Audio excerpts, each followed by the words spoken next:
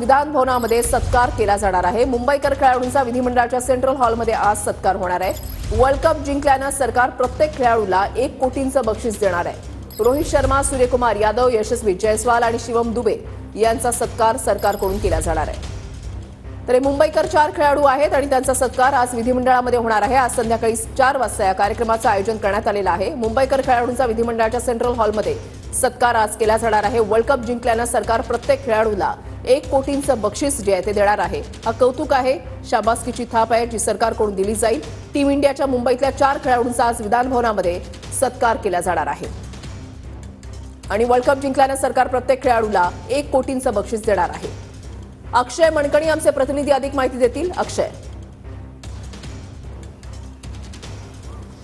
ऋषाली, काल world cup जिंकला 2020 विश्वविजेता भारतीय संघ मुंबईत दाखल झालेला होता आणि त्यांची संपूर्ण भव्य मिरवणूक जी आहे ती काढण्यात आलेली होती। आणि आज रोहित शर्मा असेल, सूर्यकुमार यादव, त्यानंतर यशस्वी जयस्वाल आणि शुभम दुबे हे 4ही क्रिकेट प्लेयर जे आहेत आज विधिमंडळात दाखल होतील।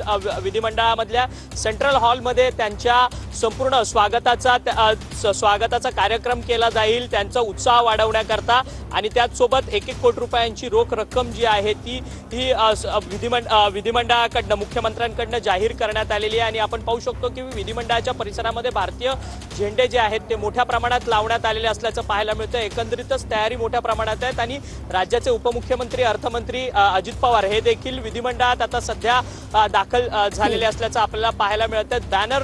बॅनर लावलेले आणि त्याचसोबत भारतीय झेंडे जे आहेत ते विधिमंडळाच्या आसपासच्या परिसरात मोठ्या संख्येने लावण्यात आलेले आहेत आणि एकंदरीतच उत्साह वाढवण्याकरता ही संपूर्ण जय्यत तयारी विधिमंडळ सचिवालयाकडून करण्यात आलेली आहे। नक्कीच, धन्यवाद अक्षय दिलेल्या सविस्तर माहितीसाठी।